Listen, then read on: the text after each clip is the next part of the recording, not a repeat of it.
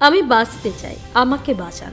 নন্দনপুর গ্রামে গেলে এই কাতর আর্তনাদ ভেসে আসবে কানে। কেন এমন গলা ফাটা কান্না? শুনলে চমকে উঠতে হবে আপনাকেও।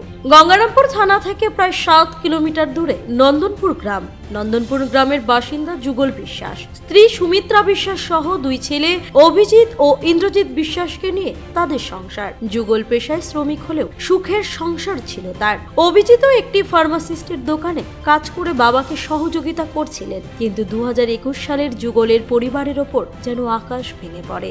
2021 সালে বিশ্বাস দম্পতির বড় ছেলে অভিজিৎ হঠাৎ অসুস্থ হয়ে পড়ে। তড়িঘড়ি উদ্ধার করে চিকিৎসকের কাছে নিয়ে যাবার পর পরীক্ষা নিরীক্ষা করে দেখা যায় অভিজিতের 2টি কিডনি বিকল হয়ে গিয়েছে।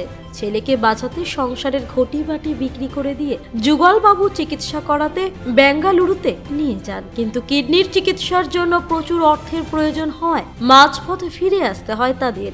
এরপর কলকাতা সহ বিভিন্ন জায়গায় অভিজিতের চিকিৎসা চলে, কিন্তু গত 5 বছর যাবৎ ছেলের চিকিৎসায় চলায় একেবারেই নিঃস্ব হয়ে গিয়েছেন যুগল বিশ্বাস। তবুও ছেলেকে বাঁচাতে রাত দিন পরিশ্রম করে ডায়ালিসিস করার টাকা জোগাড় করেছিল, কিন্তু ভাগ্যের নির্মম পরিহাস। প্রায় 1 মাস আগে টোটো উল্টে হাত ভেঙে যায় একমাত্র রোজগারের ব্যক্তি যুগলের। অর্থের অভাবে ভাঙা হাতের অপারেশন বা চিকিৎসা করানো তো দূরে থাক, রোজগার বন্ধ হয়ে যাওয়ায় একরকম না খেয়ে দিন কাটাতে হচ্ছে তাদের।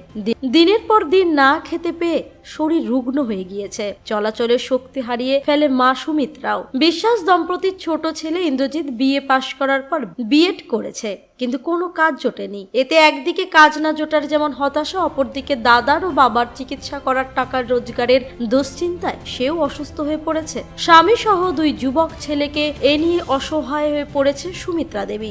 যুগলের বাড়ি গেলে দেখা যাবে পাট কাঠির বেড়া দেওয়া ঘর, তাও আবার উই পোকা ধরে বেড়া নষ্ট হয়ে গিয়েছে।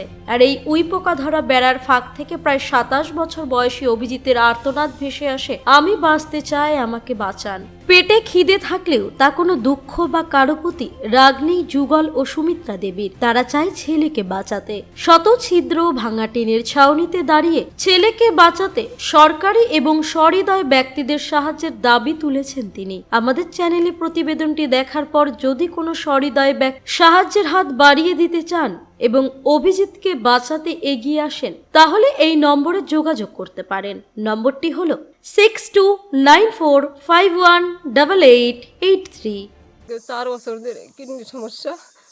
কিডনিতে যেভাবে আমরা ডায়ালিসিস করি, খুবই অসহায় হয়ে গেছে ডায়ালিসিস করতে করতে। এখন আমার ছেলের বাঁচার খুব ইচ্ছা। ওকে যদি 10-এ যদি সাহায্য করে, তাহলে আমি কিডনিটা ট্রান্সফার করার জন্য চেষ্টায় থাকবো। তার জন্য আমি সবার কাছে ভিক্ষা চাই। এতদিন আমার ভাগনা, দেওর, আমার আমার দেওয়ারটা সবাই খুব উপকার করছে। ওদের কাছে আর কত হাত বাঁধবো।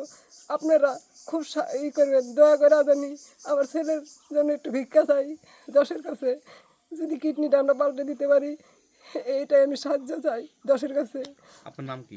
আমার নাম সুমিত্রা বিশ্বাস। আমি যে কাল দিকে যাই, সপ্তাহে 3 দিন করে আমার ছেলেকে নিয়ে নেয়। আমি খুব অসুস্থ হয়ে গেছি, এখন আমার আর শরীরে কুলাচ্ছে না। এই ছেলেকে নিয়ে থাকি, খুবই আমার কষ্ট হয়। রাত্রে ঘুম হয় না, এই বমি করে আসে, খুবই কষ্ট। আমার জীবনটা এত যে অসহায় হবে আমি জীবনেও ভাবতে পারি নাই। ঠাকুরের কাছে প্রার্থনা করি, ঠাকুর যেন আমার ছেলের যেন ভিক্ষা দেয়, সবাই যেন ভিক্ষা দেয়। আমি 21 সাল কি হয়েছিল ঘটনা? ফার্স্ট হয়েছিল ওই মানে প্রেশার হাই। আচ্ছা, হ্যাঁ, তারপরে তো আমি পাট কাটতে গেছিলাম, আমার ভাই নিয়ে গেল ডাক্তারের কাছে। সঙ্গে সঙ্গে পরের দিন রিপোর্ট করতে নিয়ে গেলাম ঘোষ মেডিকেলে। নিয়ে যাওয়ার পরেই তখন আমি রিপোর্টে আমি কিছু বুঝি না, তখন আমার ভাই বাড়িতে আসলো। আসার পরে আমাকে ডাক দিল, হ্যাঁ, যে দাদা এখানে আয়। তখন বলছি দাদা সব শেষ হয়ে গেছে। তখন তো সঙ্গে সঙ্গে মালদা, সঙ্গে সঙ্গে কলকাতা। তখন তো এই 15 দিন পরে আবার ব্যাঙ্গালোর গেলাম আর কি, এদিক সেদিক করে। তারপর তো 3 মাসের মেডিসিন খাইলো, দিল আর কি ব্যাঙ্গালোরে ডাক্তার। তখন ফোনে বলে দিল যে তোমাদের এই আর কাজ হবে না, যদি তোমাদের ট্রান্সপ্লান্টের ইচ্ছা থাকে তাহলে করে নাও। তখন তো আমাদের সমস্যা নেই। হ্যাঁ, এখন চিকিৎসা করতে পয়সা। হ্যাঁ, এখন মনে করেন যে ডোনার কোথায় পাবো, টাকা কোথায় পাবো, এই যে একটা ব্যাপার। মানে শুনি মানে 5 বছরের ঘটনা, সবাই অনেকে পাল্টাচ্ছে।